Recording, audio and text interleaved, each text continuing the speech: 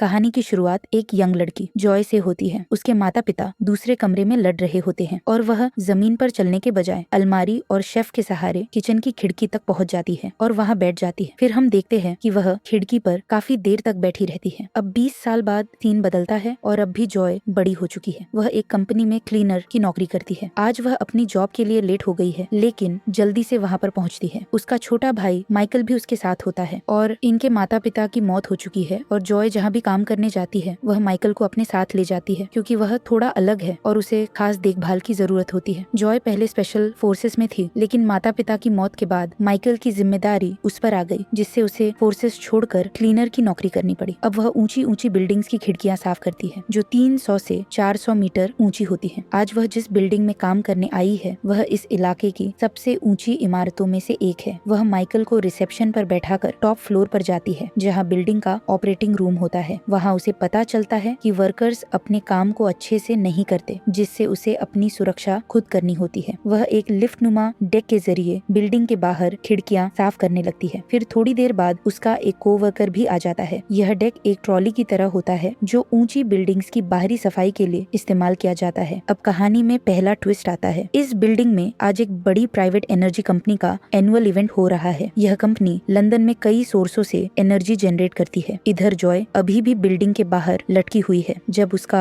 Co-worker अपनी सफाई पूरी करके ऊपर चला जाता है। अब जॉय अकेली रह जाती है, लेकिन अपने सफाई के काम को करती रहती है। दूसरी तरफ एनर्जी कंपनी के सीईओ और फाउंडर्स, जो दो भाई हैं, फंक्शन शुरू होने से पहले ही नशे में डूबे होते हैं। वहीं फंक्शन की तैयारियां जोर शोर से चल रही होती है। हॉल में परफ्यूम की कुछ बोतलें भी रखी हुई हैं, जो कहानी में आगे इम्पोर्टेंट रोल निभाने वाली है। अब जॉय भी अपनी सफाई का काम पूरा कर लेती है और वह भी ऊपर जाना चाहती है। जब वह टेक्निकल स्टाफ को काम पूरा होने की खबर बताती है तो वे उसे डेक से ऊपर जाने की सलाह देते हैं। जॉय उन पर भरोसा कर लेती है और डेक पर चढ़ जाती है। अब वह अपनी मैनुअल रोप खुद अलग कर देती है और डेक छत की तरफ बढ़ने लगता है। जॉय कितनी ऊंचाई पर है इसका अंदाजा इस बात से लगाया जा सकता है कि जब उसके हाथ से पानी से भरा एक फोम नीचे गिरता है और वह किसी नीचे गुजरते हुए व्यक्ति से टकराता है तो उसकी हालत इतनी खराब हो जाती है कि उसे रेस्क्यू करना पड़ता है। इसी दौरान बिल्डिंग के अंदर कुछ लोग मास्क पहन कर आते हैं। देखने में लगता है कि ये कंपनी के लोग हैं, क्योंकि उनके मास्क पर कंपनी का लोगो बना हुआ है। ऐसा लगता है कि एडमिनिस्ट्रेशन ने उन्हें मास्क पहनने के लिए कहा होगा और लोग उन्हें इसी तरह ही वेलकम कर रहे हैं। लेकिन कुछ ही देर में माहौल पूरी तरह बदल जाता है। मास्क पहने लोग अचानक कंपनी के मेन ऑपरेटिंग सेंटर में मौजूद स्टाफ को मारकर वहाँ खुद ऑपरेट हो जाते हैं। उसी समय जॉय की लिफ्ट ऊपर जा रही होती है, लेकिन तभी एक डेड वर्कर का हाथ लगने से लिफ्ट बीच में ही रुक जाती है। अब वह एक बहुत ही खतरनाक जगह पर फंस गई है, ठीक उसी फ्लोर पर जहां कंपनी का फंक्शन चल रहा है। अब मास्क पहने लोगों ने ऑपरेटिंग रूम का पूरा कंट्रोल अपने हाथ में ले लिया है और जॉय, जो इतनी ऊंचाई पर फंसी हुई है, वह कुछ नहीं कर सकती क्योंकि उसने अपनी सेफ्टी रोप पहले ही छोड़ दी थी, जिससे वह खुद को ऊपर या नीचे नहीं ले जा सकती। अब उसकी बदकिस्मती यह है कि वह बिल्डिंग की खिड़की से अंदर का पूरा नजारा देख सकती है, लेकिन कुछ कर नहीं सकती। मास्क पहने लोग अपने मुंह पर ऑक्सीजन सिलेंडर लगाते हैं और एक बटन दबाते हैं। इसके साथ ही हॉल में रखी परफ्यूम की बोतलों से एक गैस निकलने लगती है, जिससे वहाँ मौजूद लोग बेहोश होने लगते हैं। लोग इससे बचने की कोशिश करते हैं, लेकिन कोई फायदा नहीं होता। इस बीच जॉय का भाई माइकल भी बिल्डिंग के उसी हिस्से में पहुंच चुका होता है जहाँ जॉय सफाई कर रही थी। वह जॉय की मदद करना चाहता है, लेकिन पूरी बिल्डिंग में परफ्यूम की बोतलें रखी है और गैस हर जगह फैल रही है, जिससे माइकल किसी तरह बचते हुए एक कमरे में छिप जाता है ताकि वह गैस से सुरक्षित रह सके। लेकिन बिल्डिंग में मौजूद बाकी सभी लोग बेहोश हो जाते हैं। सिर्फ मास्क पहनने वाले लोग ही बचे रहते हैं। अब मास्क वाले लोग कंपनी के सभी सीईओ और शेयर होल्डर्स को इकट्ठा करते हैं और उन्हें एयर फिल्टर मास्क देते हैं ताकि वे होश में रहें और सांस ले सकें। फिर वे इन लोगों से बात करना शुरू करते हैं। अब पता चलता है कि ये मास्क पहनने वाले लोग असल में पर्यावरण को बचाने वाले एग्जीक्यूटिव हैं। उनका कहना है कि यह कंपनी झूठ बोल रही है। कंपनी एनर्जी तो बनाती है, लेकिन इसके कारण बहुत ज्यादा वेस्ट पैदा होता है, जिससे इकोसिस्टम खराब हो रहा है। कई जानवर मर रहे हैं और इस कंपनी के आसपास रहने वाले लोगों की सेहत भी बिगड़ रही है। इसका मतलब साफ है कि ये मास्क पहने लोग लोगों को बंदी बनाकर इस कंपनी की सच्चाई दुनिया के सामने लाना चाहते हैं। लेकिन एक और चौंकाने वाली बात सामने आती है। इस कंपनी के दो सीईओ, जो असल में दो भाई हैं, केवल बिजनेसमैन ही नहीं बल्कि पार्लियामेंट के मेंबर भी हैं। ये सीईओ और शेयर होल्डर्स आसानी से लोगों को धोखा देकर इस टॉक्सिक कंपनी को चला रहे थे। मास्क पहने लोग इन सब सबसे चाहते हैं कि वे अपने अपने अकाउंट्स के पासवर्ड दें ताकि कंपनी से जुड़ी सारी सीक्रेट जानकारी आम जनता के साथ शेयर की जा सके। इसके अलावा वे इन सभी लोगों से कबूलनामे भी लेना चाहते हैं। अब तक तो उनकी मांगे सही लगती हैं, बस उनका तरीका गलत था। लेकिन अब कहानी में ट्विस्ट आता है। मास्क पहने लोगों ने सभी सीईओ और शेयर होल्डर्स को एक जगह बिठा दिया है। तभी उनकी टीम का एक आदमी नोवा अपने बॉस की मर्जी के खिलाफ जाकर कंपनी के 2 सीईओ में से एक को गोली मार देता है, जिससे सभी चौंक जाते हैं क्योंकि वे यहाँ सिर्फ सच उजागर करने आए थे। लेकिन अब यह मामला हत्या तक पहुँच चुका है। उनका लीडर मार्कस नोवा से पूछता है कि उसने ऐसा क्यों किया। इस दौरान जॉय जो बिल्डिंग के बाहर लटकी हुई है, जब पार्लियामेंटेरियन को मरते हुए देखती है तो वह बाहर खिड़की पर SOS साइन बना देती है ताकि कोई पुलिस को बुला सके। बाहर मौजूद मास्क पहने लोगों में से एक इसे देख लेता है और अपने लीडर मार्कस को बताता है। मार्कस नोवा को जॉय के पास भेजता है, जिससे उसकी जान को खतरा बढ़ जाता है। लेकिन इससे पहले कि नोवा जॉय को कुछ कर सके, दूसरा पार्लियामेंटेरियन वहाँ से भागने की कोशिश करता है। मार्कस उसे पकड़ लेता है, लेकिन जब नोवा को इसका पता चलता है तो वह खुद वहाँ पहुँच जाता है। अब नोवा का मकसद सिर्फ कंपनी को एक्सपोज करना नहीं रह गया था,